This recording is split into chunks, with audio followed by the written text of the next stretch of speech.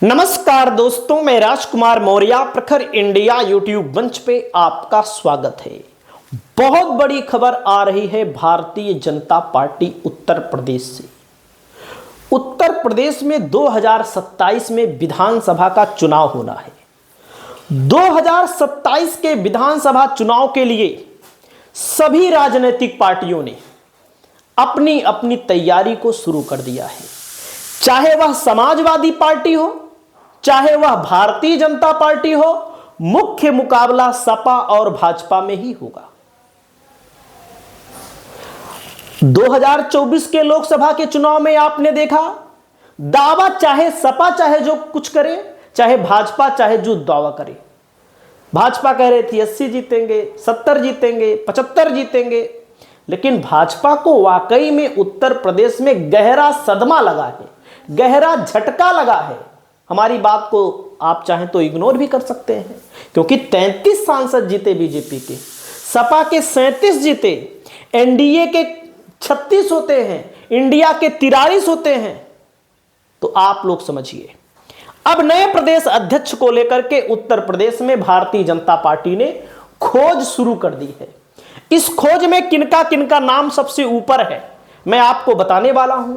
वर्तमान में प्रदेश अध्यक्ष हैं भूपेंद्र चौधरी, जो जाट बिरादरी से आते हैं। केशव प्रसाद मौर्य 2017 में थे। योगी जी 2017 में नहीं थे, कहीं पर सांसद ही थे, लेकिन योगी जी को मुख्यमंत्री बनाया गया, केशव प्रसाद मौर्य को उप मुख्यमंत्री बनाया गया। और जेपी नड्डा को लेकर भी खबरें आ रही हैं कि अब भारतीय जनता पार्टी बदलने जा रही है। अब मैं आपको बताना चाहता हूं कि भारतीय जनता पार्टी में किनका नाम आगे है और क्यों आगे है, ये आपको समझना जरूरी है। सबसे पहले आप देखिएगा, ये नाम है, इन्हीं नामों में से प्रदेश अध्यक्ष बनाया जाना है। अमरपाल मौर्य, बीएल वर्मा, प्रकाश पाल, विनोद सोनकर, हरीश द्विवेदी, डॉक्टर दिनेश शर्मा, विद्यासागर सोनकर, बाबूराम निषाद, ये नाम है। अब एक एक करके हम आपको बताते हैं। सबसे पहला नाम अमरपाल मौर्य का है। अमरपाल मौर्य वर्तमान में भारतीय जनता पार्टी के राज्यसभा के सांसद हैं। बहुत पुराने समय से जुड़े हैं, संगठन के महामंत्री पहले थे। इन्होंने ऊंचाहार से मनोज पांडे के खिलाफ चुनाव लड़ा था, जो अब भाजपा के साथ हैं। सपा के विधायक मनोज पांडे उनके खिलाफ लड़े थे, 6-7 हजार वोटों से चुनाव हार गए थे।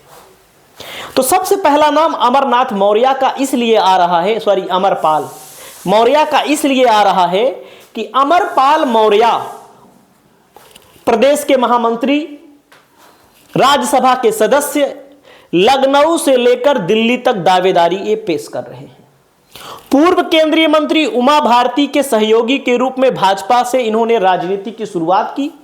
केशव प्रसाद मौर्य की टीम में पहली बार प्रदेश मंत्री बने। उसके बाद महेंद्र नाथ पांडे की टीम में भी रहे।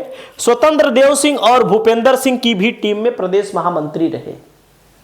और ये मूलतः रहने वाले प्रतापगढ़ के हैं, इनका जन्मस्थान प्रतापगढ़ का है, लेकिन इनकी राजनीति प्रतापगढ़ में नहीं होती है, ये सत्यता है। और ज्यादा लोग इनको जानते भी नहीं है।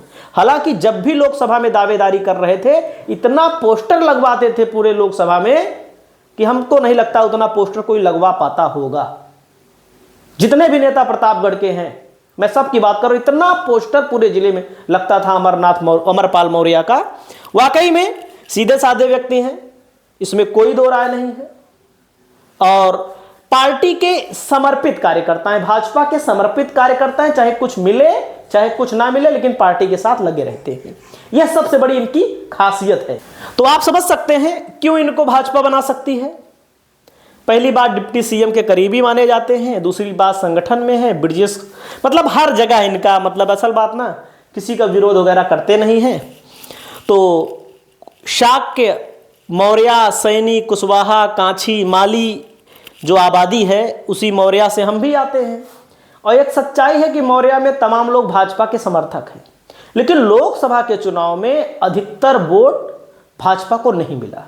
आप कह सकते हैं कि करीब 50-60% नहीं मिला, 40 तो मैं कह सकता हूं मिला, क्योंकि सपा के खेमे में ज्यादा वोट चला गया। क्योंकि सपा ने लोकसभा में 6 टिकट दे दिए थे, और टिकट देने के अलावा लोग एक ही सरकार से ऊब जाते हैं। ये सच्चाई है। हालांकि मैं नहीं कह रहा हूं कि इनके बनने से सब मौर्य या भाजपा को वोट दे देंगे, तो क्योंकि लेकिन इनको भारतीय जनता पार्टी चेहरा बना सकती है, इनका नाम आगे आ रहा है।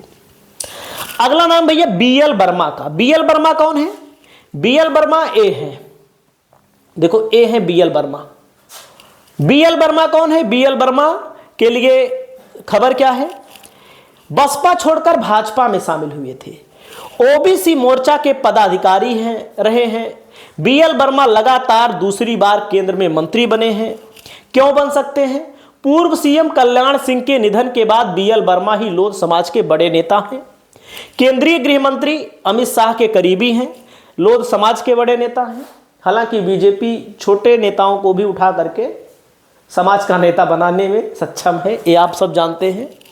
लोध समाज भाजपा का वोट बैंक माना जाता है पहले से भी, सच्चाई है। इसकी आबादी 4.90% है। इनका भी नाम चल रहा है, इनके नाम पर भी मुहर लग सकती है।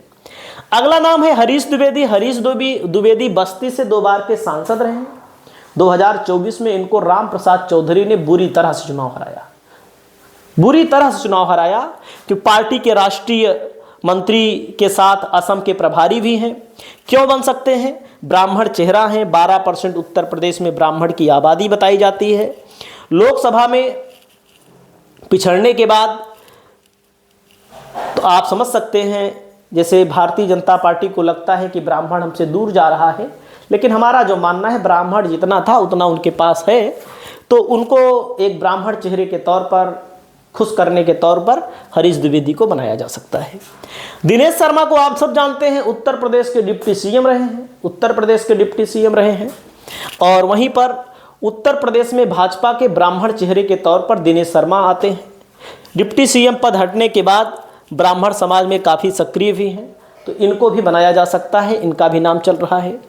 सबसे ज़्यादा नाम दलित चेहरे को लेकर हो रही है, विद्यासागर सोनकर को लेकर, क्योंकि उत्तर प्रदेश में आप सब जानते हैं बहन कुमारी मायावती जी की जो बिरादरी है, उसने लोकसभा के चुनाव में कुछ हद तक इंडिया गठबंधन को वोट दिया, भारतीय जनता पार्टी को वोट नहीं मिला।